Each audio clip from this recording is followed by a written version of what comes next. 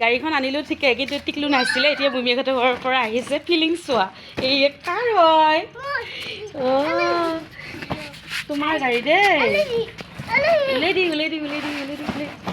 অঁ, একদম পুৰা চলাই গৈ আছে। চলাচোন, কেনেকুৱা লাগিছে? হয় নেকি? এয়া হৈছে ল'ৰা ছোৱালীক খুচি, বুজিছা না? আৰু যিখন ইমান ধুনীয়া চাইকেল আছে, সেইখন চাইকেল চলাব পৰা হোৱা নাই। আৰু এতিয়া আৰু এনেকৈ চলাই লৈ ফুৰিব আৰু, যিহেতু মোৰ লগতে থাকে তাই। চা, অঁ, পাপাই আনিছে চেণ্ডেল আনিছে তোমাৰ। পাপাই চেণ্ডেল আনিছে, পাপা গাড়ীত আছে দেই। চা আৰু কি আনিছা চা তুমি মামাহঁতৰ ঘৰৰ পৰা? আইঅ, এইবাৰ মানে খোৱা হোৱাই নাই দেই গাইছ। আমাৰ বেটি এনেকৈ লৈ চাওঁ। হাই দিয়া, কেনেকুৱা লাগিছে তোমাৰ? মজা লাগিছে।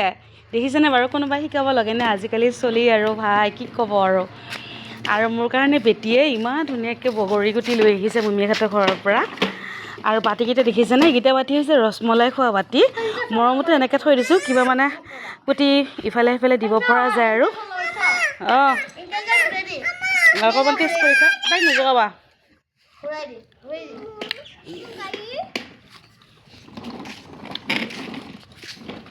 গাইছ, কি মজা হৈছে।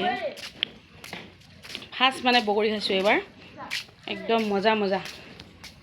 এয়া তোমাৰ আছে নহয়, তোমাৰ দেখোন এই ৰেঞ্জাৰখন সেইখন আকা।